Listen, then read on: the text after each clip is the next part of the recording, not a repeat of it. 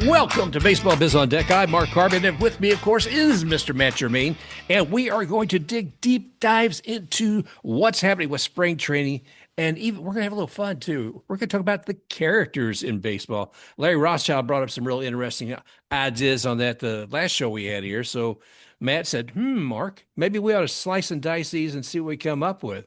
So, hey, Matt, how's it going today, brother? I am living the spring is coming dream, and spring trainings arrived a long time ago, but I say a long time ago, just a short time ago, but now it's starting to feel like spring temperature wise, and everything is shifting, and I'm excited for baseball. Yep. The World Baseball Classic begins tonight. Yep. That's There you awesome. go. And it has been amazing to watch these teams. I have taken the advantage of living in Florida and being able to see basically scrimmage games between MLB teams here in Florida and also with some of the World Baseball Classic teams. So for instance, yesterday I went to Dunedin, Florida, watched the Toronto Blue Jays. There they are playing at their at their home spring training facility there. Mhm. And who are they facing off? Canada. Yes. I'm glad I got tickets in advance. That place was packed. It was Yeah. absolutely packed. I mean, there's a lot of good Canadian folks who come down here and live in the area during the colder months up north. Mhm. And but even so, it was such talent, to be able to see all those good folks out there. I got to tell you though, Matt, I didn't sustain. I I did not, brother. It was 81 degrees, and I think it was 70 or 80% humidity. And I was in the sun. I sat in the sun for an hour and a half before the game started. I don't know what kind of masochistic tendencies had me do that, but you know, yeah, yeah. Mark, I am so pale white at this point after a long Canadian winter that I would have loved to switch spots with you for just that hour and a half or extra that I could have gotten. I'm like on the brink of severe vitamin D deficiency to the point where I need to go into, remission and kind of start all over from scratch again because I'm feeling it. I need some sun. I need some warm weather, and I did watch some highlights of that game, and I saw the game today for Canada against the Phillies, and they finally pulled off a win, Good. so they get some good feels before the World Baseball Classic. But it's interesting because we've been watching spring training, and you can see like it's like watching a turtle hair, you know. And so all of a sudden, the games have meaning. It's like, oh, we just got here. What do you mean the games have meaning? They're not ready for it. Somebody threw out there all their favorite teams and everything else. What are your feelings on the World Baseball Classic and what you're expecting? Oh, well, first I'm hoping and praying for safety. Okay. I'm going to start. We'll go into maybe deeper on that. I'm looking forward to the excitement of watching what's going to happen with the Dominican Republic team. Oh, I mean, there's maybe only three positions that don't have a Major League Baseball player on there, and that's only because they're professional baseball players in other countries. This isn't some college kid that they just added, and that is just I'm looking forward. I want to see them do well. mhm. Um, a lot of us talk about pulling for our own home team or country, but the beauty of seeing those kind of players out there is, let's see, just go down a list here in a moment if I can find it. Who's going to from the DR? Amazing, amazing group of people. Oh, here we go. Now, pitchers: Albert Abreu from the Dragons, and Sandy Alcantara, Elvis Alvarado from the Athletics, Brian Bello from Red Sox. Who else? I'm not going to say all of them. Let's see. Juan Mejia from the Rockies, Wandy Peralta from the Padres, Luis Severino from the A's, Gregory Soto from the Pirates, Christopher Sanchez from the Phillies, and Abner Uribe from the Brewers. Then we get to the infield, and you see Junior Caminero from the Rays, Vladdy Jr. from the Blue Jays, Manny Machado from the Padres, Ketel Marte with the Diamondbacks, Geraldo Perdomo from the Diamondbacks, Jeremy Pena with the Astros, Ahmed Rosario for the Yankees, and Carlos Sedano with the Diamondbacks. And here we go. I'm going to give you the last part of it, boys and girls. The outfielders: O'Neill Cruz, Junior Lake, Julio Rodriguez with the Mariners, Juan Soto with the Mets, and Fernando Tatis Jr. with the Padres.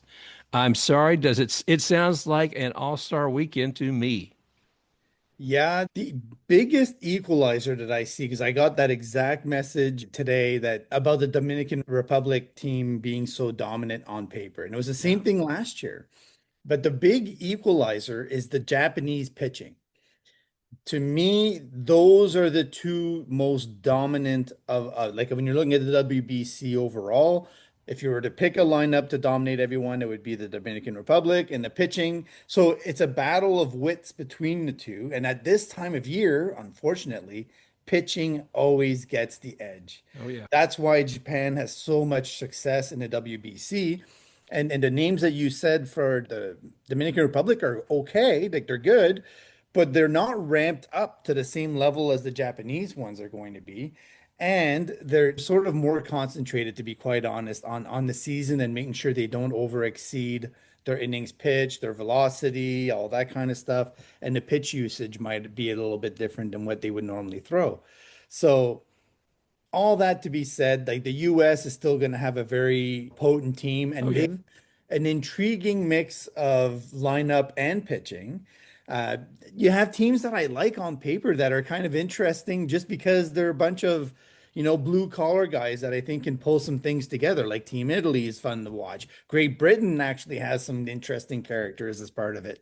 I want to see Australia do well. They have a couple of guys that are up and coming that are very young, but on those stages, if they get to push their team to a surprising win, that's a huge notch in their belt for that country. Those are the kinds of moments that I enjoy through the WBC. Right. I do think that Japan and Dominican Republic are going to be pretty hard to stop. But I'm drinking I don't know if you can see it. I'm What are drinking you drinking? a Sapporo because I do think that Japan is going to actually it's going to pull it off. And I do think that Yamamoto and Tani leading the way, like they just have such a cohesive group. Yep. The Canadian team is young. The kid, like I wish I could cheer louder for the Canadian team. And they have, remember the Boston Red Sox and the idiots? Like they didn't know they were supposed to lose and they Oh just yeah. kept Yep. winning and kept winning. Like so the Canadians could pull off some surprising wins because they do have talent on board. But the pitching would have to show up at a higher level than what I'm expecting right now based on the names that I'm seeing on paper. We look at these and at the youth of some of these teams, like you're saying with Canada, and you will see how they grow into it. And I really want to see them succeed. I feel like Japan and the USA both have strong teams each year, no matter what. Mhm. And after watching part of that game last night from the Dominican Republic and the Tigers, oh my gosh. And to see Junior Caminero perform the way he did, it was just absolutely stunning. And I said, I want more. Gimme, gimme, gimme. I want more. I want to see them as a team. You know, let's get the WBC to be a whole daggone league in itself. I want to see these guys standing up for their own country and the kind of great performances that they were giving. I don't know what's preventing the Rays from extending Junior Caminero, but I'm Oh, telling you right now, if he keeps going in a trajectory that I think he's going to exceed what Vladdy Guerrero just got. So the more they sit on their hands and wait, the more expensive he's going to get.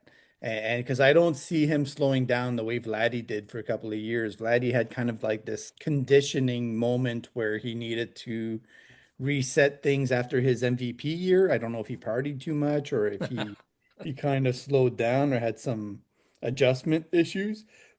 But I don't anticipate the same kind of deal with Junior Caminero. And the more when you're looking at the second half of his season last year, it just speaks to an all-star, coming into form. I expect him to have a huge year this year, like 50 plus home runs. So the exit velocity on that in that game that you're talking about was 118, oh, 116, 114, like consistent like just hammering the ball. And at his age, at 22, 23, whatever he is, I mean, come on. It's only going to get worse as he gets closer to 30. Yeah, yeah. You treat him right now. If he build love with a young man now, then hopefully it'll go easier by the time he gets to free agency. And I don't know what arbitration would look like, but man has definitely got the numbers and he has definitely got the attitude to keep going there. As long as we're talking about Rays, it was interesting because today I decided to go yet to another spring training game. And this one wasn't out there in 82-degree heat with 70% humidity like it was in Dunedin. But I was in the shade and I'm in Lakeland and I'm watching the Tigers, and there they are facing Panama. Two Rays are out there. The one I was expecting, and the other one I didn't realize was going to be there. And the one I was expecting was the base stealing champion from last year, who's a Yankee these days. That's Jose Caballero.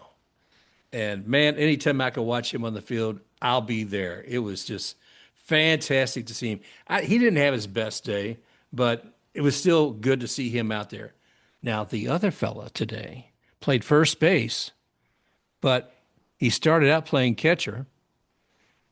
We're talking about Christian Bethancourt. I hadn't thought about him in a while. I think he's got some kind of business somewhere around here in the Tampa Bay area. But to see him playing as well, that was pretty cool. Oh, that's awesome. Yeah. Anytime you can see some guys that are familiar, like sometimes you'll show up to a game on occasion and not really be 100% familiar because it's a team coming from away. They called somebody up that you didn't expect. You didn't even know they were on the team.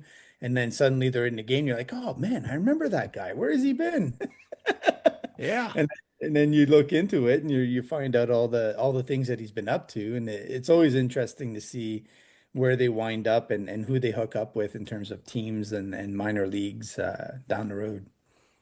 Austin Meadows' little brother is with the Tigers. Remember that when Austin left the Rays, he wound up being with the Detroit Tigers, and then he pretty much decided he needs some time.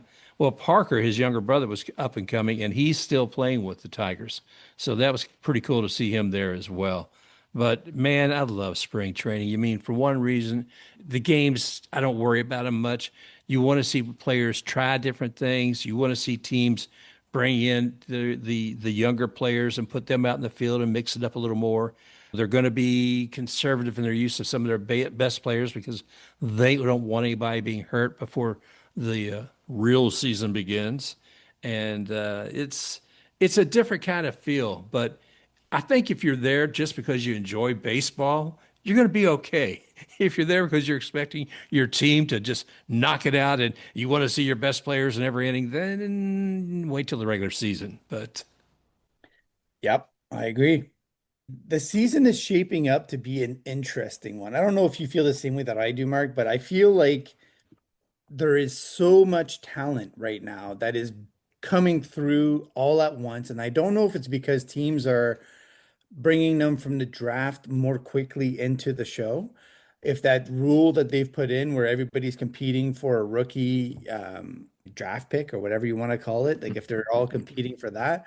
But I feel like you've got the veterans, you've got the Jacob deGroms, and this, that, and then you've got a huge mix. Like there's such an intriguing mix of people. And I was doing some of my drafts this year and I had a really hard time separating my feelings for historically great guys yeah, and my feelings for up and coming guys. And I was just like, it's a balance. Like, I think the last time that I felt like this was when Joey Votto, Ryan Braun, and all those guys were coming through and they were rookies. It was like 2008 or something like that, where they had this amazing draft class and everybody was coming up at the same time. Kershaw was part of it.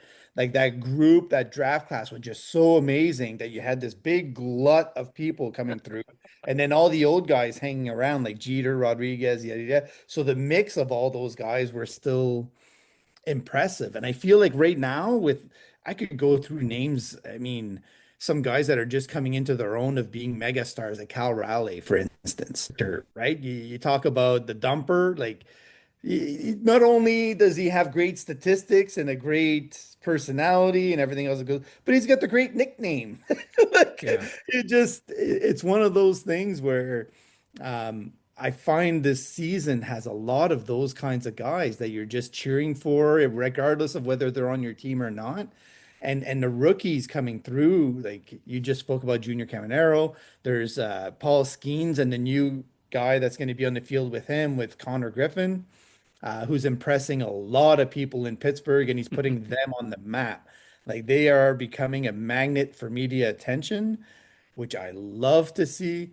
I mean, we can go through it, like the list that we were developing, but I think the 2026 season, if it goes and it doesn't have so much concentration on CBA talks, Mm. outside of a surprise, we signed a 5-year deal. No, that's not going to happen. I know that. Yeah, I'm hoping it does, Mark.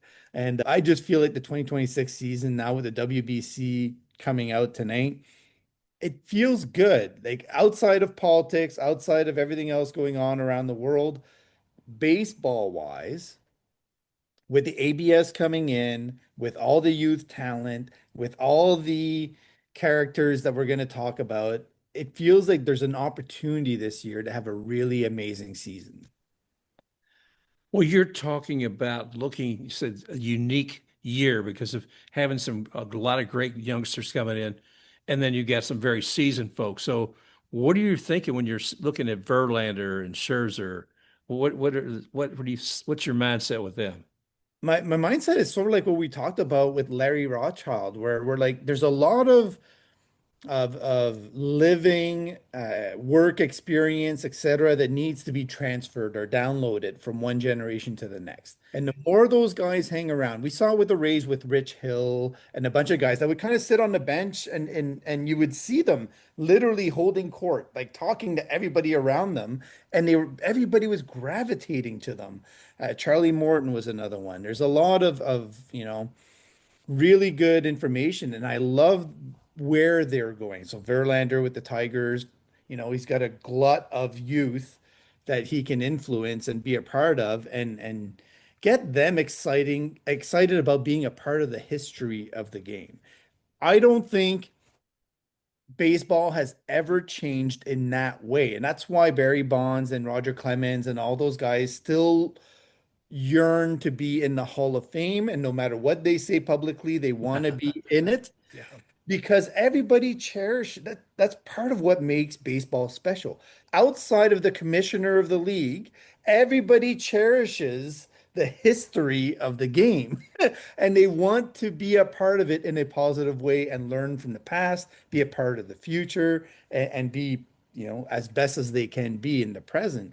So when Verlander and Scherzer and those kinds of guys continue to play and they're a part of it, it excites me because I think only good things can come out of that. And watching Scherzer on the mound during the playoffs last year Yeah. was special, right? And he performed well. He wasn't a complete bust. The more of those kinds of stories we can have to tell, the better. Well, and that's your challenge to me, I guess, and really to everybody is who are the characters of baseball? And you say, hey, Mark, can you come up with five? I'll come up with five. Actually, I couldn't stop coming up with characters, but there's a few that I gave a little depth to that we could talk about. And the one I actually, are you ready to do this part of the? Absolutely. No, throw one out there and Okay. I could bring out 500 characters of the No, I'm just kidding. I Well, didn't go that you deep. probably could, brother. But I mean, well, the one that I first always think of with a lot of color, and that is Mr. Joe West.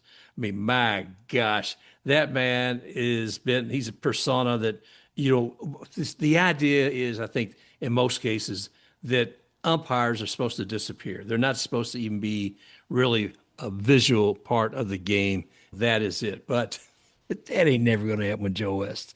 And but he gave so much entertainment. I mean, some of the things I was looking up today, and I saw a video when he was down there as the first base umpire, and a foul ball comes up and bounces or hits him right in the chest, and Joe doesn't move. He just makes the gesture for foul and gets right onto it.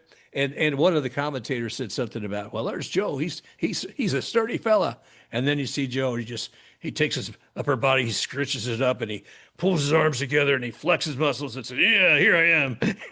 So I guess part of it is the unexpected from an umpire, unless you're Joe West.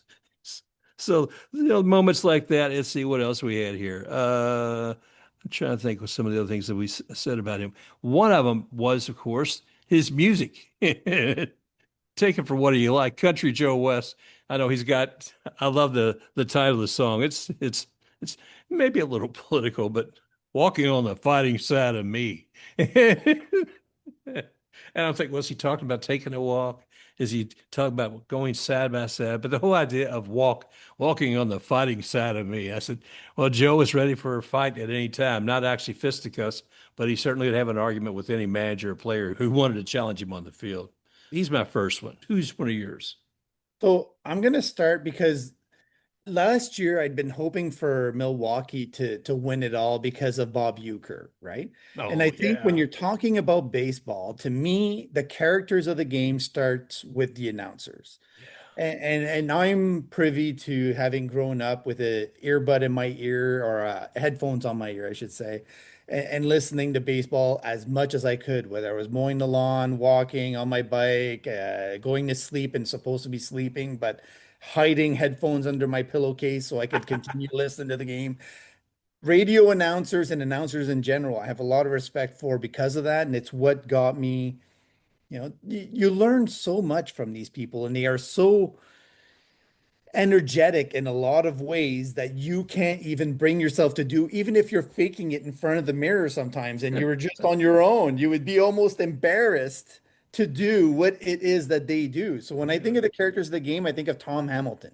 You could show me highlight after highlight after highlight, and he is one of those guys that just every time I could be doing something else and the highlight comes on where his voice is on because he's the one announcing it, and I know right away it's him. I get excited about it. He has a way of painting the picture in a way that gets you automatically involved in thinking. So to me, that's one of the characters of the game that I'm still kind of drawn to when I look around the league, and whenever I see him, a part of it, I think it only enhances the game overall. I get that. I like that. I mean, there's certainly announcers who've captured my attention and they said, hear their voice. But that is neat. I mean, as a youngster, you were going to be there, man. You were going to be in that game, whether it's sitting there in bed with a headphones or ear set, whatever, to catch them. And those are the people who bring us back. I mean, there's the players, but the storytellers. And radio did so much of that. TV does it as well, but there's the when you have just the voice, man, it captures you. I mean, Vince Scully, and Harry Carey, my gosh, jumping from one announcer to another. Harry Carey, while he's a character, one of my other characters was Bill Veeck. Mhm. And the story goes that he actually asked Harry to start singing that song, "Take Me Out to the Ball Game." Mhm. So, we're talking about the master showman and all that sort of thing. So that was one piece. So Bill Veeck was on my list. And that was one of the pieces why. The other was that when Wrigley was trying to figure out some things about how to make his park more beautiful, he talked to Veeck, and Veeck said, why don't we put some ivy on the walls? Now, Wrigley Field's the only field that isn't padded. Because the ivy is actually, I think, part of historically something that can't be touched and in and of itself. But the one more part of that is they actually tried to grow it on the outside of the building, but people kept clippings and taking pieces with it, so they gave up on doing on the outside of that. But he also he was instrumental when you think of players coming into the game. We always talk about Jackie Robinson, the first person to cross the color barrier, and he was in the. But if you say in Major League Baseball, but if you say National League and American League, it wasn't probably not even 3 months later that you've got Larry Doby with Bill Veeck signing him with the Cleveland Indians. He also brought in, I guess, Satchel Paige years later as the MLB oldest rookie into the league. But the one I enjoyed the most about him was with Minnie Minoso. Now, Mhm. Minnie Minoso had such a career, and he'd had 3 decades of games going on. Veeck brought him in and had him so that he would have a record for into a fourth decade. So I don't know how many games or at bats. It was limited. And then later on, he brought him back again in a fifth decade, I think as a manager or maybe even had an at bat. And to me, while his showmanship, it also shows how much he cared about people and trying to put some kind of equality into the game as well. So I'd have to put Bill Veeck into that mix as well. Absolutely. No, it's a great one. It's one of those things where you're able to look at the game from all different angles and you find some guys that are really interesting and put their stamp on the game that's longer lasting than you would ever expect. So I like that. Like they're guys that you never actually will forget because of what they left behind once they're done being a part of the game for their period of time. The next one that I'll go into is sort of the infectious smile. The when you see them, you know they're enjoying the game and they're just kind of lighting up the field. And I always think of Ken Griffey Jr., right? As Ah, part of that mold where you're like, okay, this is where the core of baseball comes from. It's a sand lot. They're just throwing dirt around. They're happy. It feels like they're doing what they were born to be doing. So when I think of that, I think of Vladdy Guerrero Jr. And I think when you're watching him hit the baseball, he's been doing it so much for so long with so much good instruction that if you could teach a swing to make damage on the ball, you would teach that, right? There's a certain smoothness to his swing and his ability. So Vladdy Guerrero Jr., obviously being from Montreal, I got to see him with his yeah. dad back when he was just eating ice cream on the bench. But I think when you're talking about the history of the game, he also ties those roots also from generation to generation. And so Vladdy Guerrero Jr. just, I can imagine like if you're going around where the Blue Jays travel, Yeah. right? If people see the Blue Jays are on their schedule, that's automatically who they're going to gravitate to in terms of, oh, should I get a ticket for this game? Oh, yeah. Do I want to see Vladdy Jr. play? And I think a lot of people make that decision like, yeah, I want to see Vladdy Jr. play. Like you feel like you're watching a part of history in terms of his father and what he's doing and then Right. continuing on that tradition and also like just the joy and the pure abilities of what he's done. But he also makes everybody around him enjoy the game more. You see him chatting with the other players. You see the way he interacts with his own teammates. There's a little uniqueness about everything that he does on the field that you can say, yeah, that's a Vladdy style thing to do. So I think that makes him one of the characters of the game that we can actually enjoy whenever we watch him. Well, he definitely captivates most fans. There's no doubt about it. And I know he's an energy on the field. And I was disappointed when I knew he wasn't going to be there. I knew he was already going to be, playing with his team and not going to be there with the Blue Jays. But it was still fantastic. But to see somebody like him in the family history of the game, his commitment to it, and his involvement with fans too, I get it. I get Mhm. it. You brought up somebody the other day, and kind of stuck with me. We were talking with Jane Levy, and baseball is fun. You make me a commissioner, but baseball is fun. And we think about Jesse Coe sometimes as well, but I Jeez. but I was thinking of Joey Votto. I thought you mentioned him. I can't remember if you did or not, because when he was on rehab, you were Mhm. talking about being up in the stands with the fans, and he was. He would go up there and he would do that. Was part of what he did. I liked him because he was a franchise player too. He's a guy who spent 17 years of his career with the Cincinnati Reds. He had a no trade clause. But I mean, he could have left, but he chose not to. And oh my gosh, there was one instance where who's Mad Dog? I can't think of Mad Dog's name, the sportscaster with ESPN.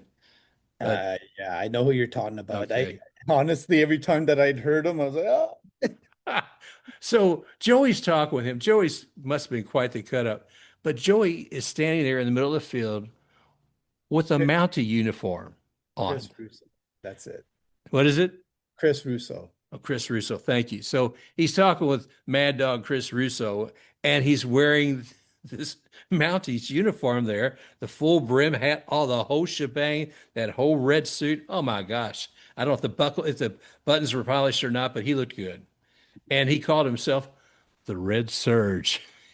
And I said, yeah, I thought I didn't know if he was going into a World Wrestling's match or what, but the his well, and him being Canadian, I felt like he certainly had his heart there as well, and he was not afraid to show that. I think he played. I know he was MVP one year. He was All-Star for like 6 years. Yeah. I think he's definitely on the list of guys that'll probably get into the Hall of Fame, to be honest. Like when you're looking at the hits totals and the performances and the average and everything else, like he did everything that you would need to do to be on that in that conversation anyway. Well, I hope so. I mean, because to me, he's a fun fella. He did a lot for the community.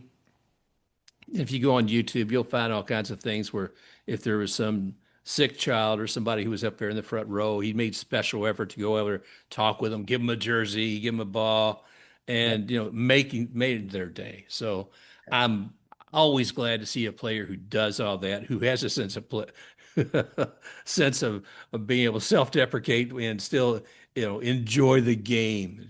Mhm. And I think he's done that. So I haven't followed up to see what he's doing these days. So I'll have to check that.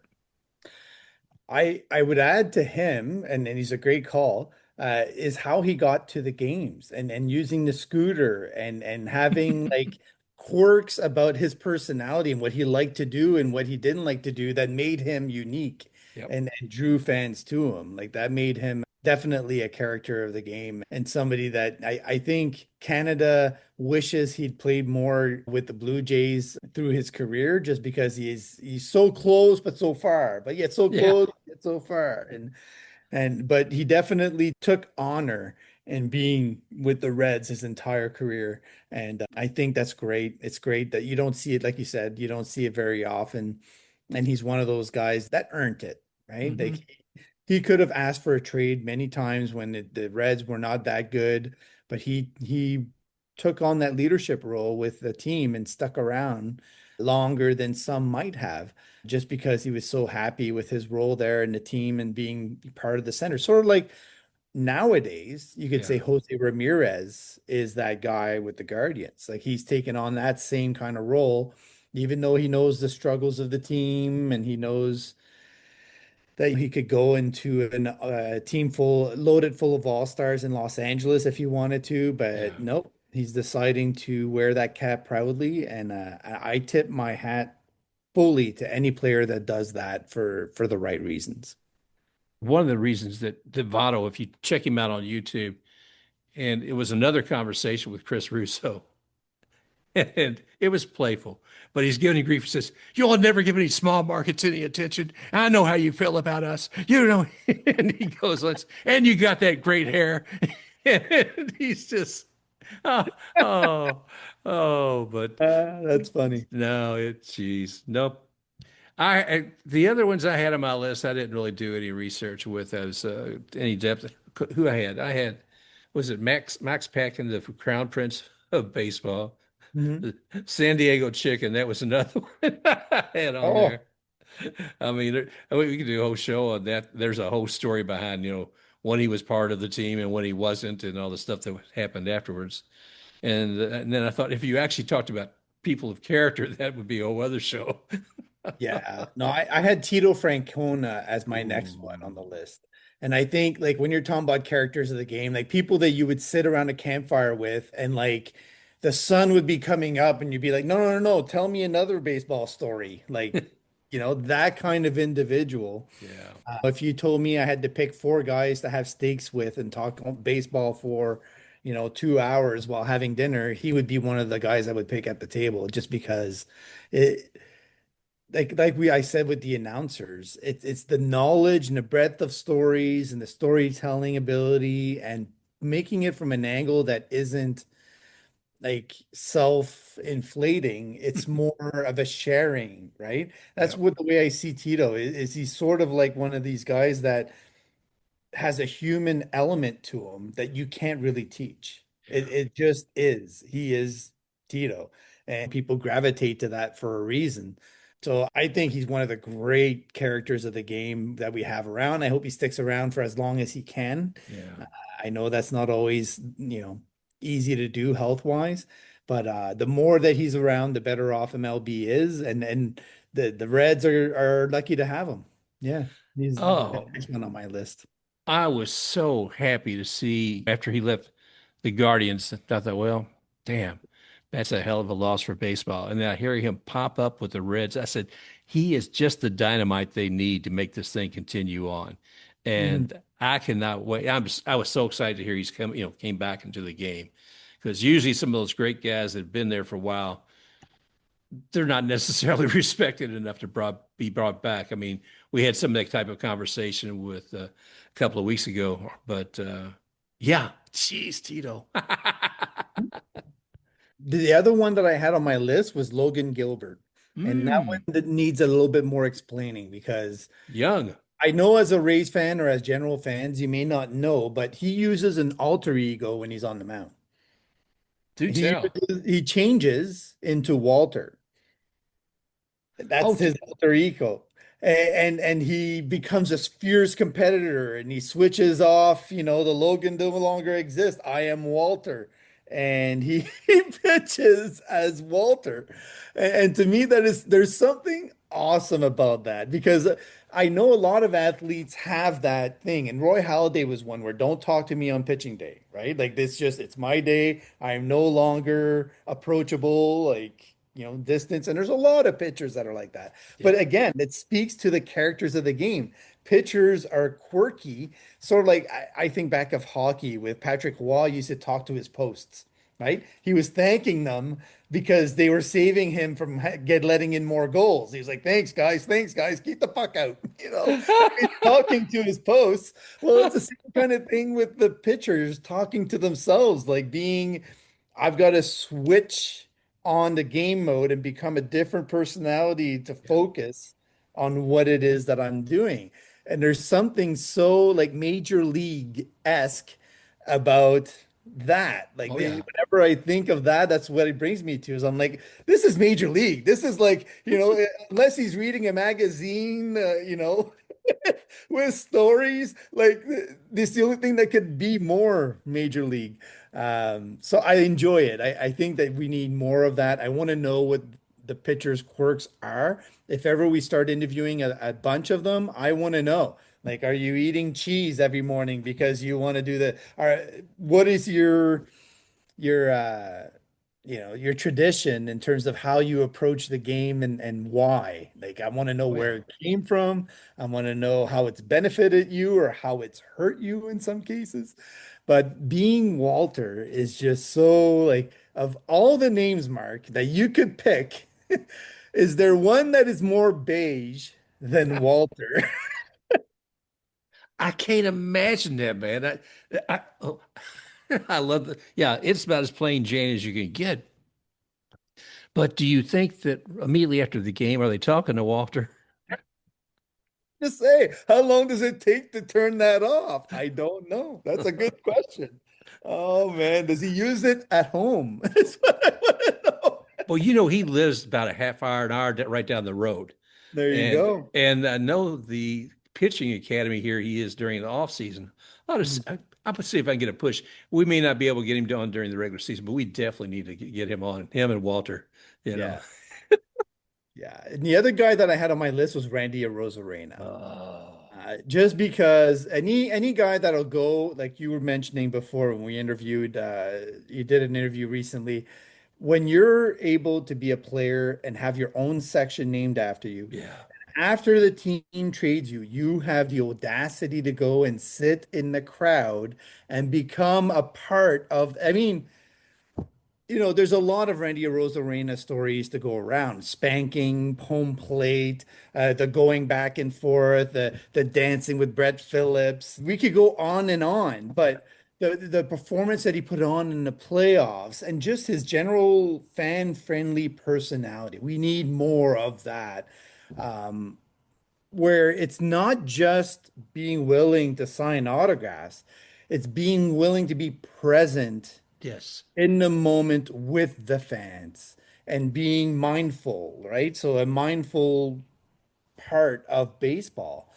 I think he represents that, and we need more of that. No So doubt. he's a definite character of the game that I think needs to be cherished for as long as he has left.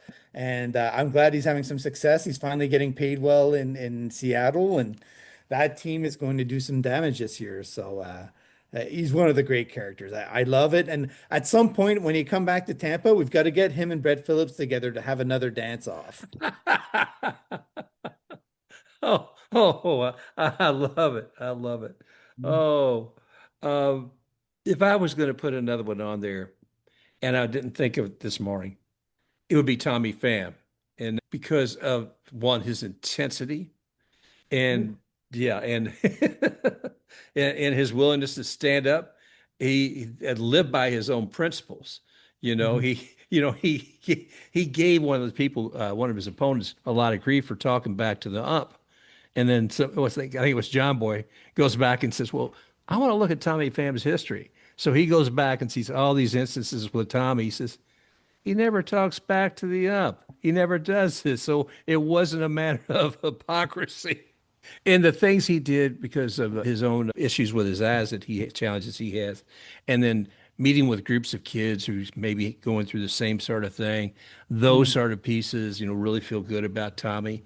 But the intensity that he brings to the game, he reminds me when you're talking about how some of these pitchers are about being locked in. I think Yeah. Tommy does that when he goes to the field. But my gosh, Logan Gilbert, we got to have you on here, brother. You and Walter. And Yeah. oh, And I think the last one that I had picked out was Bryce Harper. Yeah, oh just yeah, because I think the leadership of MLBPA and being that kind of kid that had all of the pressure in the world on his shoulders in Washington to be the guy, yeah, right? And then again, sort of like what you're talking about with Joey Votto, he had the option to stay in Washington long term, decided to go somewhere else. But I mean, he adopted Philly the way that Mike Trout never did, yeah, right? And that says a lot for somebody to kind of go in there, and he could have gone to the Yankees, he could have gone to the Mets, he could have gone where he chose Philly, and he is wearing it like a badge of honor. And the way that he's fighting for the players and the talking with the commissioner and the the leadership that comes out of him and to take no prisoners and all the ups and downs that he's gone through. I think yeah. he's the grind style of character that baseball needs, where it's like, he's blood, sweat, tears, ups, downs, pressure. He is like, when he takes his jersey off and he retires, he's gonna be like that catcher that Tom Berenger plays in Major League. He's just gonna be like, "All right, I'm done. I've left it all on the field. I got nothing left to give. This is it." So he's one of the last characters that I had in the game because there's other ones we could bring up, like Mookie Betts, Frankie Lindor, Yeah. a whole bunch of pitchers and everything else. Like there's so many characters. Addison Barger's another one, sleeping on people's couches and I think we have a couple of guys that live in vans in the off season and just travel around. And so there's so many good stories in baseball. And I wish that people had a better chance of getting to know all those quirks and that baseball did a better job of bringing those out, sort of like in the same style that the NFL used to do with their NFL films. series, Yeah, yeah. got to know the players that way. And I don't understand why baseball has never gravitated to that because there's so many great characters. There was a Japanese player with the Jays that used to like the funniest, happiest guy, always making everybody around him laugh. Like, why aren't we highlighting these guys more? Jeez. And that's what Larry Rothschild kind of brought out in me when we had that interview with him was we need to do a better job of highlighting those guys and showing their value to the game and to being part of the spirit of baseball. And that will keep baseball alive forever if we do that well. Agreed. Agreed. Wow. Talk about Brett Phillips. Baseball is fun. Mhm. And that's the attitude to keep. I'm a Jesse Cole, fans first. Those are the things that we hope are instilled inside of the owners and Rob Manfred for the future. But I Mhm. like what you brought about the NFL films because I remember years ago with Bally Sports, they would go out and they would take a day with a player, Mhm. things of that nature. And I don't even know if I can find that anywhere on YouTube anymore. But those were great little stories. I remember, can't think of her name at the moment, but she did part with Mike Zanino and Mhm. got in the truck with him and they talked. They talked about his kids and how his day started. And it's like, you've got me, babe. You got me. I'm into the story with you. Yep, And exactly. oh man, this. Mhm. It's fun. It's fun to kind of dig in there. So I think the point that we should do is somewhere around mid-season, around the All-Star break time, look back at the last, 3 months or whatever it ends up being beforehand and say, okay, well, who are the most character-like moments that we've had so far in the season? And we'll do an episode like that. I like that. I Hmm. like that. And God knows we've had a few characters on here too. That's true. Oh, brother. Well, I tell you a few things I've got going on. I'm going to try to make maybe another one or two spring training games. Um, Women's Pro Baseball League will be the middle of this month. They're going to be down at Fort Myers for a couple of days. They're they're Nice. they're going to have I think it's you look it up, folks, you'll find it there. I can't remember if it's JetBlue or not. But they also have a fan fest for 2 hours in the middle of all of that. So it's for spring training, two games, 2 days. I think it's like a Wednesday and a Thursday. And Mhm. I'll put up more on that. So that's kind of cool. Trying to think what else is going on. I've gone to a couple of the Little League opening days, if you will, here the last month, and those are always fun. And the parents getting up there, the coaches, and telling the stories and talking about what happened last year and all those sort of things. Baseball is fun, and I love that because those are the ones with community ball where you can revere and love all those moments and cherish them. And Matt, you've got your kids. I've had mine, and sports is a great part of them understanding how to enjoy the company of others and do for others as well. So, all right, enough preachy time. My preachy time, Mark, is just this is me for the rest of the spring training period. Oh, Matt's there with his arms crossed, fingers crossed. And Yeah, I'm hoping that the 96.7 miles per hour I see coming out of Shane McClanahan and other pitchers oh, through the wow. spring training keeps them healthy. As I know, Hunter Green is going in for an MRI, and there's the constant parade of pitchers that end up getting injured at some point. So Yeah. I'm just hoping that as many people as possible stay healthy, so this beginning of the year works out well for most, and then we can enjoy the season to take off without having too many guys go under the knife. Yeah. Well, I'm right there with you. Well, folks, there's always more to talk about. We're going to break it here anyway. So, hope you all are enjoying the World's Baseball Classic as well as the spring training going on now, and hoping you have the team that you want. And if not, make sure you complain to the front office of your team. Please go ahead and like, love, and subscribe to Matt and I wherever you're at. And if you got a chance, send us off an email or a text and let us know who your favorite characters are in the game because we're going to start building that list for 3 months from now. Well, maybe we'll get some of you on the show as well. So thank you all again for joining us here on Baseball Biz. Matt on deck. Matt, you got any other final words? No final words. Just get out there and enjoy the games if you can get to them. All righty.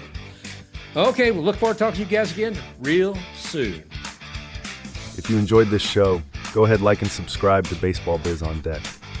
You may also find Baseball Biz on Deck on YouTube, at iHeart Apple, Spotify, Amazon Music, and at baseballbizondeck.com.